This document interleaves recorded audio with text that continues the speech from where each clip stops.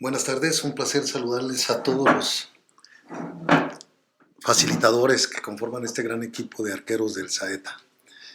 Mi nombre es René Arturo Ramos Castillo, soy médico veterinario zootecnista, egresado de la Universidad de Guadalajara, con 2 maestrías, 2 especialidades. Las maestrías son en desarrollo organizacional y humano y la otra es en administración de empresas en el TEC de Monterrey, con un doctorado en ciencias del desarrollo humano con orientación en educación. Y quisiera hablarles un poco de algunas reflexiones antes de abordar lo que serían las caracterización prácticamente de toda una experiencia de desarrollo curricular en los últimos 25 años en la Dirección General de Educación Tecnológica Agropecuaria. Hablarles de unas reflexiones sobre el desarrollo curricular que sustenta a un modelo educativo que se llama SAETA, Sistema Autoplaneado de la Educación Tecnológica Agropecuaria. Pero no quisiera abordarlo sin hacer algunos planteamientos. La pedagogía no es una ciencia lucrativa, por ello el desarrollo es lento, muy lento. Cualquier modelo educativo tarda en hacerse y tarda en implantarse, tarda en operarse, tarda en evaluarse, y a veces cuando esto sucede no alcanzamos a sacar las generaciones correspondientes. De tal manera que la educación debe de ser una ciencia liberadora. Y muchas veces, entre más confundida y dispersa está la sociedad, mejor es para intereses alineantes o alienantes. Habrá que ver mucho que los modelos educativos que se hacen en México para la sociedad mexicana correspondan realmente a necesidades de esta sociedad, más que adecuaciones, adaptaciones o implantaciones de modelos educativos hechos en otros países para necesidades y contextos diferentes. En la mayoría de teorías en las que se basan estos mismos modelos se han escrito acerca de la educación no soportan un análisis científico riguroso como correspondiera a la cientificidad. ¿Por qué? Porque existen supuestos en el plano del deber ser en la educación, es decir, no son teorías científicas comprobadas. Lo que describen es a veces utopías y explican una realidad llamada educación. Son postulados utópicos, no son contenidos o eventos que se corroboran, que se comprueban por una serie de repeticiones, sino que realmente proyecta mucho a la creatividad, proyecta mucho a la formación del ser humano. Y como ustedes recordarán, todas las ciencias humanas son subjetivas, más que objetivas. Y otras teorías o discursos se abordan con parcialidad en el gran universo educativo. Lo hacen refiriéndose únicamente a campos muy particulares o específicos o escuelas o sistemas. De algunas más, la contextualidad es una teoría o discurso, viene de un contexto, se sustenta en el contexto en que se produce y su destino es ese mismo contexto, por lo que no tienen una amplia gama de acción. Por último, estas teorías o discursos son solo eso, teorías y discursos. Y nada más, es decir, que en el marco de la ley científica que describe, explica y regula la relación entre teoría y práctica, la educación debe de sustentarse y retomar lo mejor de cada una de ellas y realmente ser un constructo ecléctico. ¿Cuáles son en verdad las teorías o discursos sobre o acerca de la educación que poseen los requisitos de cientificidad, por los cuales adquieren la categoría de paradigma o modelo pedagógico, o en este caso, un modelo académico?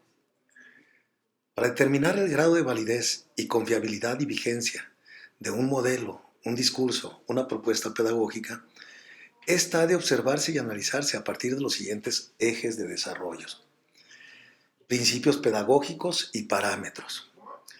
Y en este sentido haríamos o les invitamos a hacer unos cuestionamientos. Vamos a ubicar la propuesta teórica en el contexto en donde se produce. En este caso estamos hablando del Sistema Autoplaneado de Educación Tecnológica Agropecuaria. ¿En dónde y cuáles eran las características y condiciones sociales, económicas, políticas, culturales, científicas? ¿En qué lugar y época se está diseñando el modelo? ¿Quién o quiénes son los autores? ¿Cuál es su formación, sus estudios, su ideología, su estatus socioeconómico, su actividad productiva o profesional? ¿Cuál es su experiencia en la educación? Para tener esta validez y confiabilidad y vigencia de un modelo, hay que contrastar los elementos de su estructura, de su propuesta. ¿Cuál es el universo educativo? Hay que abordar la descripción, la explicación de todo ese universo educativo, de su momento, de su tiempo, y solo se refiere en gran parte a una particularidad de él, sin olvidar que la generalidad no puede ser construida sin la parte, y que la parte es la unidad que refleja una generalidad o un universo. Por eso también debe describir y explicar una realidad educativa, o solo exponer como debería ser dicha realidad por lo menos. Constatar la propuesta teórica con la realidad educativa de su contexto debe ser puesta en práctica. ¿En dónde? ¿Cuándo? ¿Cómo? ¿Cuánto tiempo? ¿Cuántas generaciones? ¿Cuál es la trascendencia de sus egresados?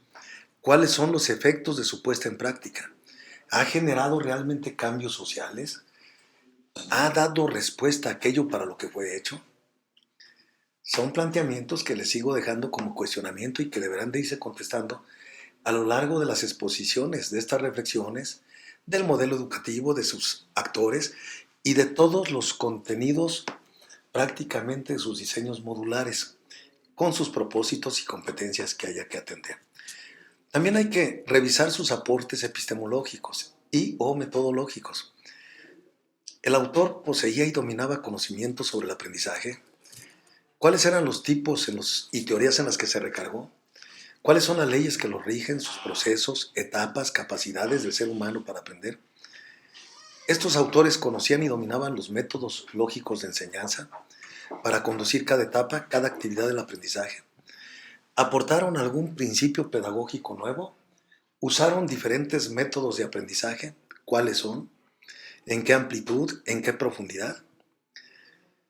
Y todo esto preguntarse también desde qué enfoque o desde qué punto de vista y de quién. El problema de la calidad del profesional de la educación empieza en el enfoque o posición desde el cual él observa esta educación o desde el cual la posiciona. De tal manera que la educación formal o informal, un enfoque psicológico, un enfoque socioeconomista, pedagógico, puede ser también un discurso convencional y tradicional, la cotidianidad social, la de la realidad de la mayoría de los mexicanos. ¿Desde dónde? Por eso es que yo quisiera que observáramos los paradigmas que han determinado la educación en México de las últimas 4 décadas, o la educación en lo general, en todos los países. Pudiéramos recordar el conductismo, que es de las más usuales y que a pesar de que decimos que estamos actuando en constructivismo, en cognitivismo, en aprendizaje significativo, seguimos teniendo una base muy fuerte, creada por su exponente Frederick Burgholz Skinner en 1938 y perdura hasta el 79 y aún hasta nuestros días. Otra teoría es el aprendizaje significativo de David Paul Ausubel, de 1960 a 1978. La pedagogía operativa de Piaget, 65 al 69. El aprendizaje por descubrimiento de Brunner, de 1915 a 1990. Cognitivismo, otra vez de Jean Piaget, del 65 al 90. La pedagogía institucional de Michael Lovrot, 65 a 70. La pedagogía de liberación de Paulo Freire, que todavía sigue muy activo en Brasil. La taxonomía de los objetivos de Benjamin Bloom, del 71 al 95. La pedagogía crítica de Henry Giroux, del 81 al 2010. Y finalmente el constructivismo, aglutinado por los anteriores teóricos y de alguna manera por gente que sigue muy activa, y que es en el caso de César Coll con seguimiento de Jean Piaget. Habría que preguntarse qué pasó con estos paradigmas, por qué fueron sustituidos uno a uno, en dónde están las evaluaciones de su aplicación, con cuáles índices de pertinencia y eficacia trabajaron y operaron. Dieron respuesta a problemas de formación en los contextos donde se supone que fueron puestos en práctica. ¿Por qué han ido cambiando? Y quizás también en el sentido mexicano pudiéramos hacer unas anécdotas rápidas. Nosotros hemos tenido reformas educativas, no son nuevas y el concepto no es nuevo. No sabemos inclusive por qué. Esto es lo que marca formalmente la evolución y lo que hemos llamado reformas y nuevas formas de la educación. Llegamos a la reforma educativa del 2011, todavía con Alonso Lujambio y Felipe Calderón. Sin embargo, hemos vivido una reforma fuerte ahora en nuestros días con la entrada de el licenciado Enrique Peña Nieto como presidente de la República, y la cual ha sido formalmente instalada, pero socialmente cuestionada por un gran número de docentes. Esta reforma viene a instituirse un tanto con el señor secretario Emilio Chaifet, y sus actores principales es don Emilio, pero también es el maestro Aurelio Nuño. Y todavía estaríamos hablando aquí de que probablemente hoy, en julio del 2016, hay un pronunciamiento donde se deben de hacer algunos ajustes, sobre todo en el sistema de evaluación docente. Esto estaremos despejándolo en unos días, y en este es el medio ambiente y entorno en el que nos encontramos.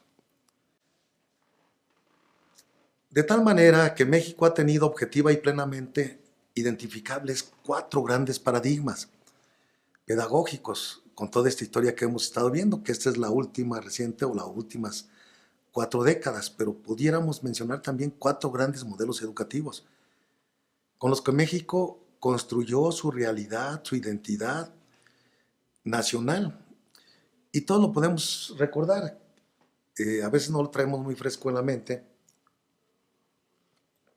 pero ¿quién no acordarse que antes del 57, de la reforma, donde de alguna manera se empieza a modificar la Constitución y se crea un pronunciamiento en el artículo 3 constitucional, y se lanza esta Constitución, aquí se rescata una educación laica después de haber sido una educación española, una educación de la Iglesia, y empieza lo de la Constitución del Cádiz. Esto lleva 63 años, del 57 a 1920, es lo que dura prácticamente la Escuela Nacional Mexicana. ¿Quién inicia este paradigma? ¿Quién inicia este modelo? Es Valentín Gómez Farías, José Luis Mora, Gabino Barreda, y a través de este postulado del artículo 3 que habíamos hablado ya del 57. De tal manera que esto tiene también etapas, tiene 3 momentos. Uno, el modelo educativo está influido por el positivismo europeo, que finalmente lo trae a México Joaquín Baranda, y que empieza a retomar ideas de los procesos formativos y de toda una serie de pensadores como Augusto Comte. Segundo momento, el modelo educativo con una concepción evolucionada del liberalismo, con mayor énfasis en un nacionalismo mexicano, a partir de Repsamen, Torres, Quintero, Ignacio Manuel Altamirano, Ignacio Ramírez. Y el tercer momento, que es el clímax, que es el auge del paradigma, es con Justo Sierra hacia 1910-1920. Otro ilustre oaxaqueño que es formado también en el Instituto Cultural de la Cultura Campechana o Cultural Campechano, donde también se formó, más adelante que iremos viendo, a José Vasconcelos. La reforma fue una revolución social que se produce en una revolución, o que produce una revolución educativa como consecuencia. Esa revolución educativa es la Escuela Nacional Mexicana, fue una revolución educativa que produjo una revolución social. Esa revolución social de 1910 a 1920 ha sido una revolución que dio a luz a una reforma educativa con José Vasconcelos.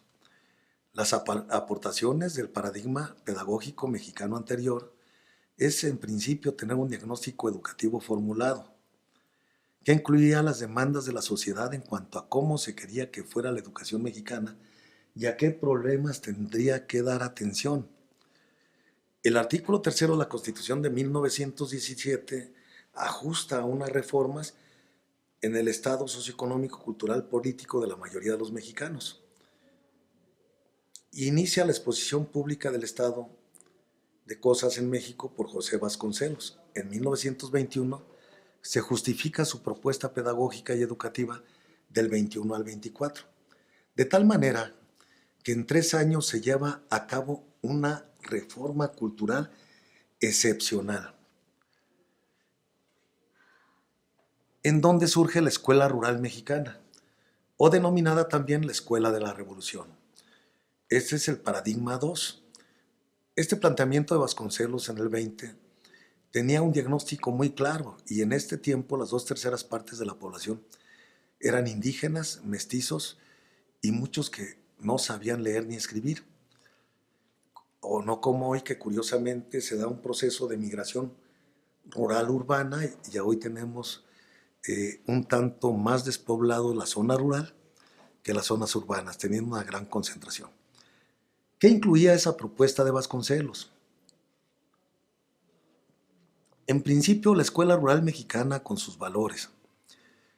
Se crean aquí las misiones culturales, que eran equipos multidisciplinarios que atendían a procesos de necesidades y desarrollo rural, y que hasta nuestros días existen, y que es el preámbulo de alguna forma también de las brigadas de educación para desarrollo rural que tiene hoy nuestra dirección general. Las bibliotecas, los desayunos escolares y la formación de maestros en escuelas normales. En las casas del pueblo también se utilizaban tanto para dar asistencia como para dar formación en valores y contenidos de esta escuela. La cruzada educativa de Vasconcelos fue una revolución educativa, y lo sorprendente es que fue realizada en 3 años con resultados de mucho impacto. Como ustedes pueden ver, este tercer paradigma que marca la escuela socialista prácticamente tiene que ver mucho el entorno y el contexto internacional. Es la Revolución Rusa del 17, sustentada en el socialismo, la que de alguna manera proyecta una serie de ideas que dan movimiento a una nueva serie de pensamientos a raíz de adecuación y adaptación de algunos paradigmas educativos de éxitos y sonados en ese momento. Aquí es donde se hace la inserción de la denominación educación socialista, y es en 1934 donde se adhiere en el artículo tercero constitucional. El presidente es Lázaro Cárdenas del Río, su secretario de Educación y asesor, el maestro Ignacio García Telles, que es el jefe del Departamento de Escuelas Rurales, y en 1928 y 34 aparece muy pegadito a él una persona que es un ícono de la educación y sobre todo en la DGETA, cuya figura está en las medallas que nos dan por los años de servicio, y es el profesor Rafael Ramírez Castañeda. Esta escuela socialista prácticamente llega hasta 1945, donde aparece otro gran pensador que es el maestro Jaime Torres Bodet. Desde el inicio de la administración hasta el final, y prácticamente continúa con Adolfo López Mateos, él está con el señor presidente Manuel Ávila Camacho. En ese sentido, el presidente le pide que haga un diagnóstico real de la educación y que empiece a generar un modelo educativo que corresponda a las necesidades de los mexicanos y que responda a algo que realmente abone a mejorar el proceso de desarrollo mexicano. El maestro Jaime Torres Bodet en el 58 hace este diagnóstico y aterriza, sobre todo en la educación primaria, un plan y programa también de formación de maestros, que viene a tener su acción principal y a operarse de 1960 a 1972. Curiosamente, la formación de profesores iniciaba justo al salir de la primaria, en donde se hacía la secundaria y de ahí se cursaban solo 3 años de escuela normal. Como ustedes pueden ver, este plan de 11 años no tenía el proceso de formación media superior en maestros y muchos de ellos salían como maestros sin haber cursado este nivel de estudios. Continuando con esta gran aventura en desarrollo curricular, les voy a invitar a que vean un poquito la historia del Saeta, quien lleva una transición, como lo hemos comentado, y toda la experiencia actualmente de más de 20 años de trabajo de diseño y desarrollo curricular, pero quien ha retomado no solo de sus procesos de teoría y fuentes informativas adicionales a lo que está pasando en nuestros días, ha retomado grandes valores, grandes experiencias de lo que es una institución en la cual se soporta, y la cual da origen porque tiene los mismos principios filosóficos, porque tiene los mismos pensamientos y porque tiene toda una serie de lineamientos emanadas de un marco de calidad institucional de quien es la Dirección General de Educación Tecnológica Agropecuaria y la cual depende de la Subsecretaría de Educación Media Superior y evidentemente de la Secretaría de Educación Pública. ¿Por qué Saeta? El Saeta, que se antoja que es un instrumento que todos conocemos y el sinónimo de una flecha, la sacamos en este ejemplo y con este logotipo porque representa para nosotros algo. La imagen habla por sí misma, semánticamente, hermenéuticamente, pudiéramos decir que el saeta es una flecha, como lo ven ustedes, que se soporta y rodea a la institución. Va a dar los mismos principios, la misma estructura axiológica, pero sobre todo con la calidad que requiere la educación tecnológica agropecuaria.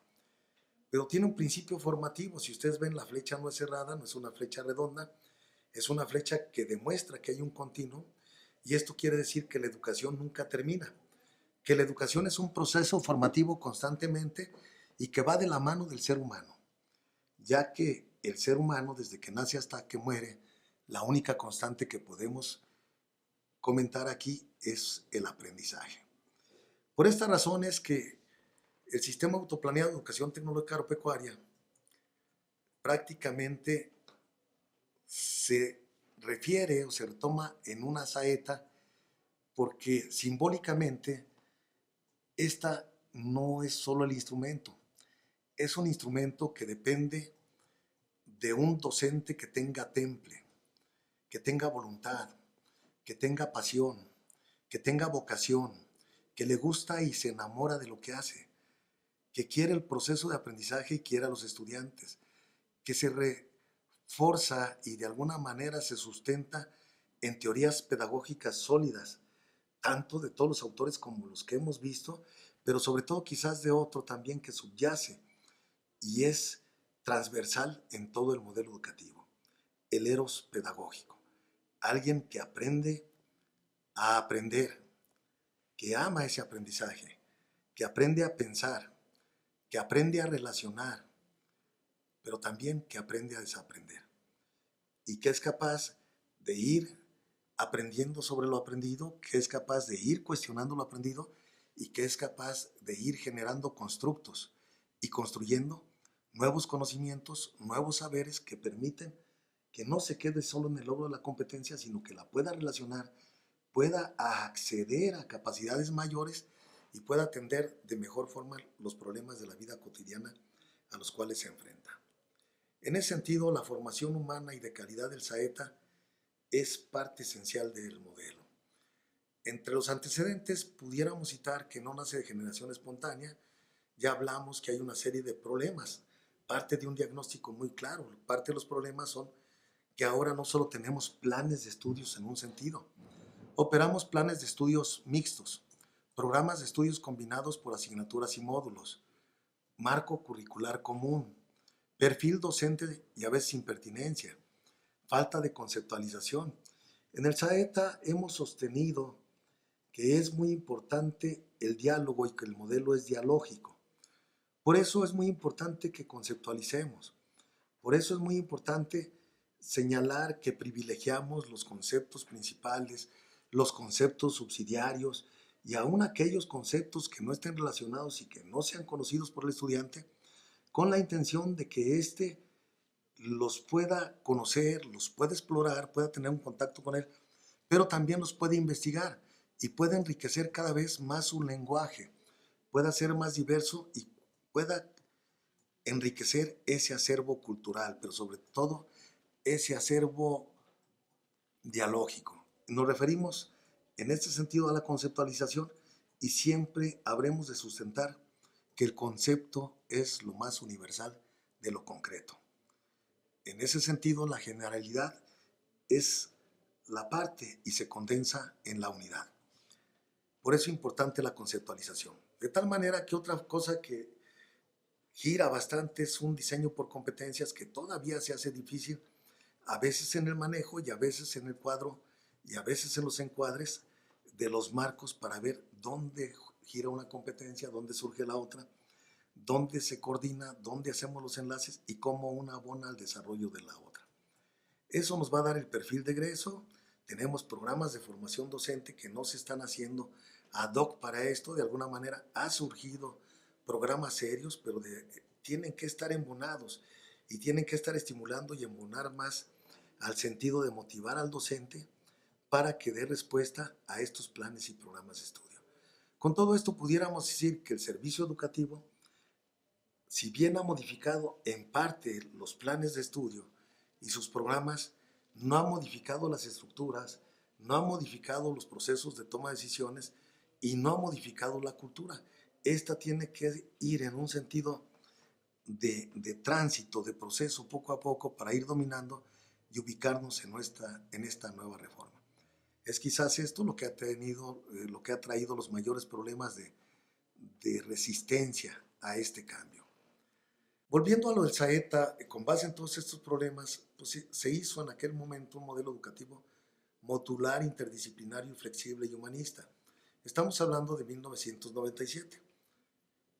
Y queremos decir, subrayar y decir con mucha alegría y orgullo que en el 1997 esta es la primera estructura curricular interdisciplinaria y la primera por módulos, con gran aceptación y solidez del servicio, pero con muchas dudas, sobre todo de muchas instituciones, porque generalmente se hablaba de que la educación abierta era una educación de segunda o de tercera. Una vez que hemos transcurrido con todos estos 20 años de experiencia, ha dado muestras y pruebas de la probidad de resultados excelentes y extraordinarios cuando damos seguimiento a egresados y que han sido exitosos en todas las carreras de nivel superior y universidades en los que estos son aceptados. Hemos constatado y garantizado que es un proceso de formación muy serio y que efectivamente hemos logrado la calidad de un sistema presencial y hemos superado en gran parte el mismo, ya que el estudiante, al igual que el docente, corre el riesgo de enamorarse del aprender. Por eso es que respondió a sus expectativas de estudiantes para la certificación de su bachillerato, para la incorporación al mercado laboral, para continuar sus estudios superiores y para mejorar cualquier espacio donde el estudiante se encontraba o donde este egresado actuaba. Esto sucede hasta la reforma del bachillerato tecnológico iniciada en agosto del 2004. Y vuelvo a decir que la reforma pudiese ser un sinónimo o va muy paralelo al concepto de educación. ¿Por qué? Porque el concepto de educación, si bien viene de Duscher, que es ex hacia afuera, Duscher, potencial y liberar todo ese potencial que tiene el ser humano, la reforma es una forma nueva. Re es nuevo y una forma es el sentido de cómo se estaba manejando esto anticipadamente. Por eso es que en esto hemos amarrado mucho otro concepto que se llama autopoiesis y que lo vamos a ir viendo que va a aparecer, que es el hecho de convertirse en persona, de formarse día a día, de autoformarse y de crearse día a día para ser una mejor persona. Esta reforma del 2004 nos rige y nos da un marco normativo que nos lleva a actuar dentro de un requerimiento de COSNET en aquel entonces, el Consejo del Sistema Nacional de Educación Tecnológica, hoy COSDAC, en el cual nos piden que de alguna manera aparezcan las asignaturas y que se dejen los trabajos modulares, porque ellos son o están más bien muy preocupados porque deben de aparecer los contenidos y que estos deben de aparecer con la intención de ver en qué momento se encuentra del plan de estudios y en qué momento de dicho tránsito. De tal manera que en este momento, del 2004, lo que nos pide COSNET en aquel entonces es que aparezcan estas asignaturas y las aparecemos. Lo único que se hace es dividir el plan de estudios y sus asignaturas en los 6 semestres y nos da un total de 18 bloques, trabajándose un tanto interdisciplinario, pero ya no de la misma forma que en los módulos y su estructura. Así llegamos al 2008, donde se inicia un nuevo diseño modular. Se inicia el diseño curricular y es en el 2013 donde de alguna manera empieza a tomar más velocidad este diseño para su propuesta, porque en el 2013 el SAETA, el Sistema Abierto de Educación Tecnológica Agropecuaria, es detenido para trabajar realmente en consecuencia a lo que marca la filosofía, ya que estábamos operando mucho fuera de norma y nuestra dirección general, con miras a dar un ordenamiento, suspende el servicio un semestre y lo reordena con todo un diseño curricular y este es puesto en marcha en agosto del 2014. Aquí tenemos los 18 módulos con sus nombres originales. Como ustedes pueden ver, hay mucha similitud con los nombres de hoy. Esta es parte de lo que les llamaba del Acuerdo 345, surge en el 2004, y es aquí cuando de alguna manera entre los grandes ejes del diseño curricular, trabajo muy profesional hecho por docentes de toda la República y que empieza a responder realmente al contexto mexicano, hablamos de 3 ejes de formación, uno de formación básica, uno de formación propedéutica y otro de formación profesional.